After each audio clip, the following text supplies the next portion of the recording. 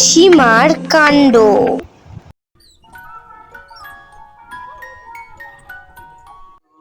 আরে এটা সীমা না? ও অনেকদিন হয়ে গেল কাজে আসছে না, আর এখন এত স্মার্ট হয়ে গেছে। কি ব্যাপার, ও অনেকদিন কাজে আসছে না, কিসের জন্য কি ছুটি দিলাম যেন? হ্যাঁ, পাশের বাড়ি ঝগড়া হচ্ছিল বলে ওকে ছুটি দিয়েছিলাম, আর তারপর থেকে ও কাজেই আসছে না। দেখি তো ব্যাপারটা কি, ও কোথায় যাচ্ছে? এই সীমা, সীমা, এই হ্যাঁ, ওটা দিদি না? কি বলছে সুইটা?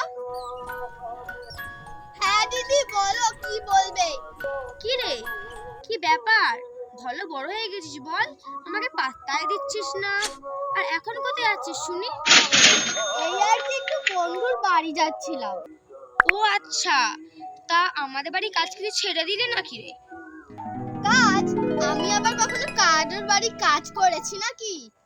হ্যাঁ, এটা সীমা তো, একটু সীমার মতনই দেখতে।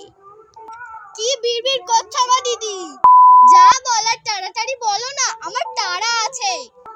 ঠিক আছে, তাহলে তুই বরঞ্চ আমাদের বাড়ি কালকে কাজে যাস। খুব অভাব কাজের লোকে, তুই বুঝতে পারছিস না রে। কাজে যাব? হ্যাঁ ঠিক আছে, আমি ভেবে একটু বলছি তোমাকে। কি ভেবে যাচ্ছি মানে কি? চুপচাপ আমাদের বাড়িতে তুই কাজ করবি, কালকে থেকে যাবি। আর ভেবে বলছিস মানে চুপচাপ চলে যাবি। ঠিক আছে, এখন তুমি সরো দেখি, আমাকে যেতে হবে। আরে আরে আরে, কি অভদ্র মেয়ে রে বাবা। উফ।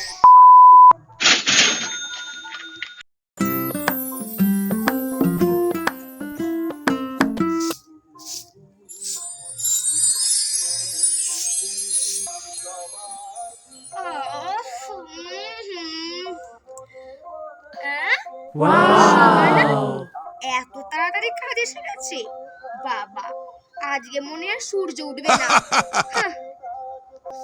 গিয়ে দেখি তো ও কখন এসেছে, যাই। এই সীমা, কখন এলি রে তুই?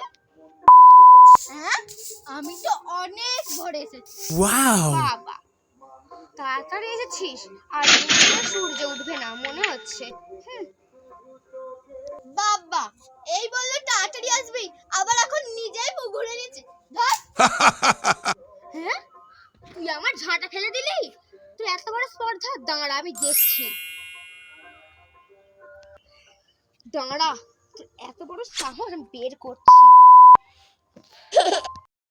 তুমি কি ভাবছো শুধু তোমারই সাহস আছে?